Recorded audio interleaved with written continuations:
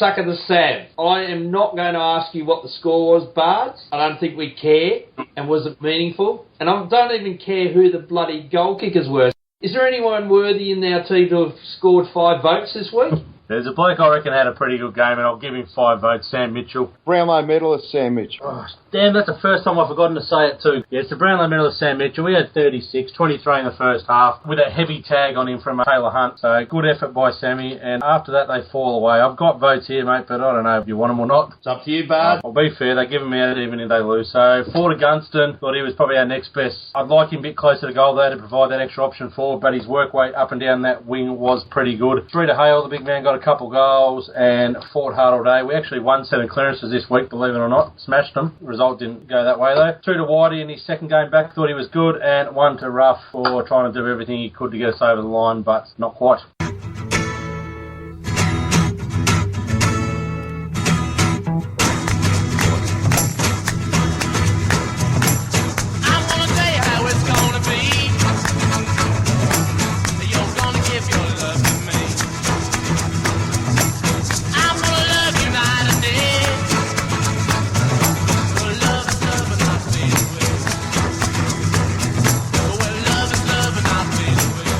Good to see we've got Louis back with us this week. And Louis, apart from causing fights with Selwood ducking supporters in front of us, what did you think of that game? Enjoy it, first and foremost, because I drove 9 hours to get there, to drive 9 hours home afterwards. It didn't really get going at any point. I don't know how it came across on TV, but it just seemed to be an arm wrestle all night. Just on Bards' votes, I thought Lake was worthy of mention after half-time. I thought his first half was diabolical, but his second half was very good.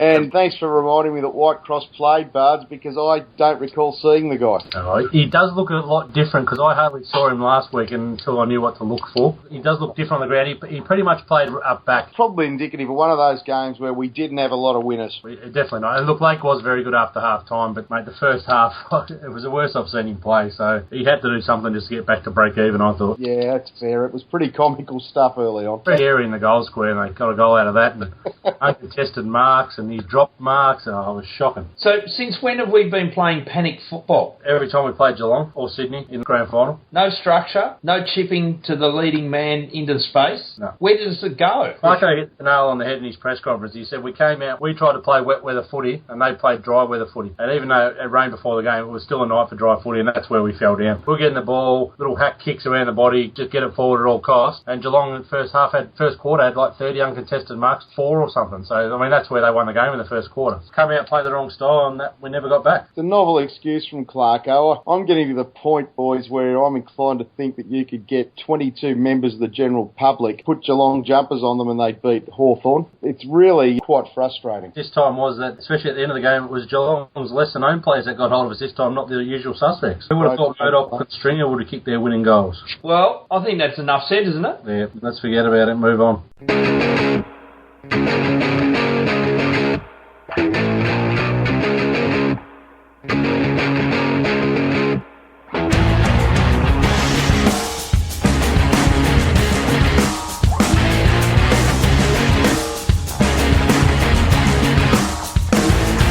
Got a blast bar? Nah, blast-free zone. Where does it whack? I have got a whack, gentlemen, and it centres around the decision to pay Hawthorn a 50-metre penalty and gift us a goal for an interchange infringement that never was. If the AFL is going to be serious about implementing the laws of the game, then for God's sake, get them right. That was comical, it was amateur, and it's just not befitting of a so-called professional sporting organisation.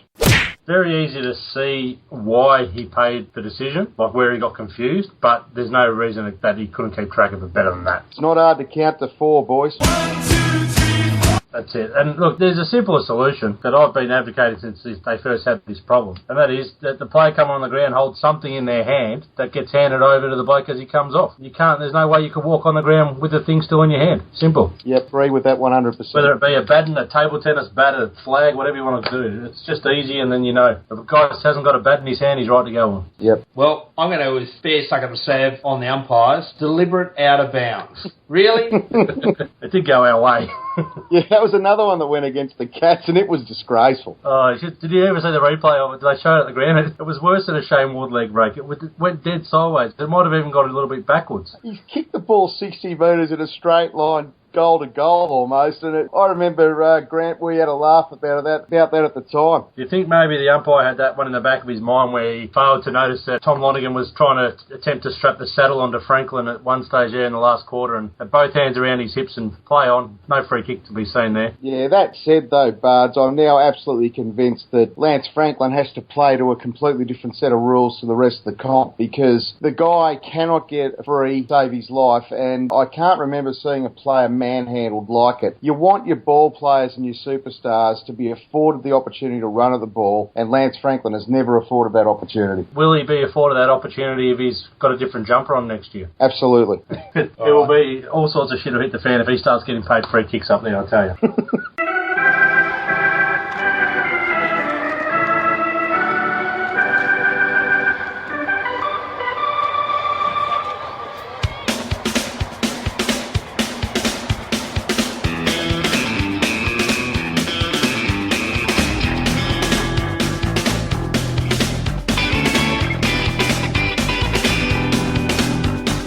Alright, well, let's move into the great debate. And this week's topic is buddy related yet again. But I'm going to ask this question, and that is, should player managers be in the media? Are there blurred lines there?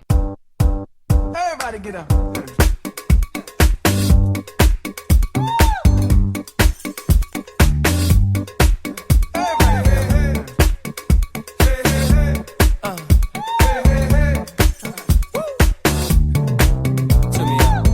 For example, Liam Pickering. It's quite well known that Buddy is off to Greater Western Sydney, and yet he comes out and he keeps the hopes of all Hawthorn supporters alive by saying he's going to re-sign with Hawthorn. Is he compromised? Should he be saying these things? Should he be in the media? It's pretty straightforward if you ask me. I don't mind Liam Pickering on the radio. I think he's got some insight into the game. It should just be simple. If he's asked about anyone that's his client, it's a straight up, no comment, move on. He's got a conflict of interest, put your hand up and don't feed the troll. Pretty straightforward. If they're there, they should not be commenting on any of their players or clubs that they're working with. Adam, is this why Ricky Ironshaw got the quick shift from Channel 7? Look, it's hard to know, and I think Bards is fundamentally right in what he says. That said, I'm still not quite clear on what Liam Pickering gets out of making that comment re Buddy Franklin and the likelihood of him staying at Hawthorn. Pickering, if any manager is I'm assuming on a percentage of contract, and so for Pickering it's probably a better result for Franklin to go to GWS. I'm just not sure what he gets out of the comments that he made on the week. To be fair to him, that came out of the Saturday morning on SEN, and from what I heard, Hutchie was going his normal, like a dog at a bone, trying to get him to answer the question if he's going to GWS. So where's he going to go? Where's he more likely to be? And Pickering's used a line, well, he's more likely to be at Hawthorn because that's the offer I've got. So he's basically just playing that's the only official offer they've got. He did sort of said that to shut him up, and they've taken that as a news grab for basically every other AFL reporting site going around that he's saying he's going to stay at Hawthorn. So he's probably been taken a little bit out of context. He was just sort of playing the can't say card. Well, that's the only offer I've got. So I'll just say that he's more likely to stay at Hawthorn because I've only got one offer. And everyone else ran with it as a definitive, that's where he's going to be. So depends on who's driving the agenda too. If Pickers is using the media as a forum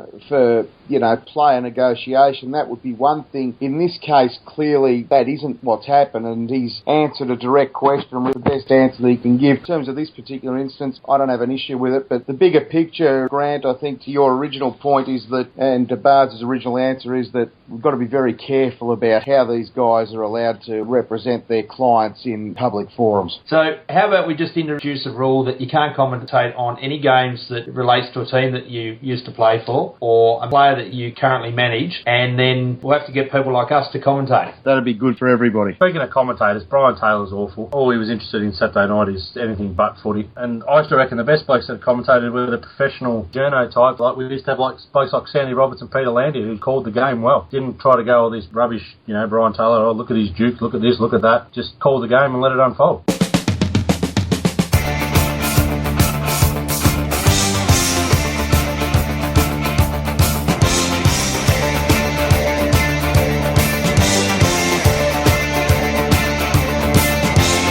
Right, so some big ins. Crawford into Perth, Agar into the Test team with a 50. That's not bad, Bard. So it's time for From the Backline. From the back line, and after last week, Grant, maybe we could slot Ashton Agar into our side somewhere, but it's not to be. Full back line, Stratton, Lake, Guerra. Halfbacks are Hodge, Gibson and Burgoyne. The centres, Smith, Mitchell and Hill. Half forwards, Gunston, Franklin and Bruce. Forward line, Savage, Roughhead and Rioli. The rucks are Hale, Lewis and Puopolo. Interchange, Bailey, Simpkin, Duray and Whitecross. Emergencies, Segler, Cheney and Brad Sewell. Coming into the team is Guerra, going out, Brad Sewell omitted. What do you make of that, Grant? Well, ironically, we were talking about Guerra not being in the starting 22. Now we're going to be talking about Sewell not being in the 22, Bards. We do need to speak about that. I think I did mention to you during the week that I thought maybe Sewell was slipping away from his best footy, and it seems Clarko's agreed with me this week. You're a good judge, Bards. Are you on the selection panel? I also did want Steve Smith in the Test team, and he's made a 50, so can't claim Ashton Agar.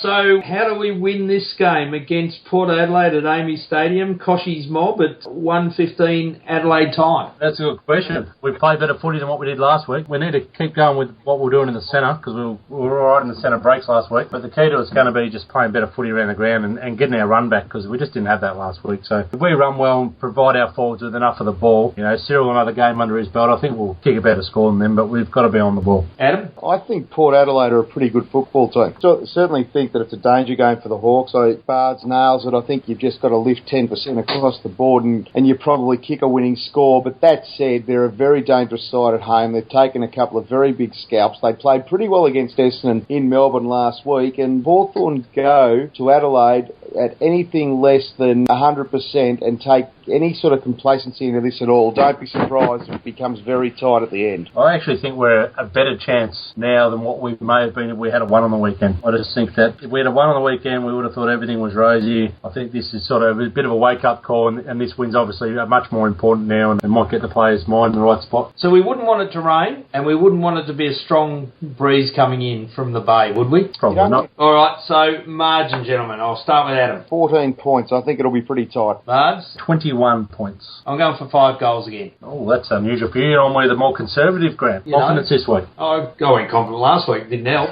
I thought we were going to win 13 in a row. Yeah. Not happy. Probably never happen again. No. Well, not this season anyway. So on that note, gentlemen, Go. Go Hawks.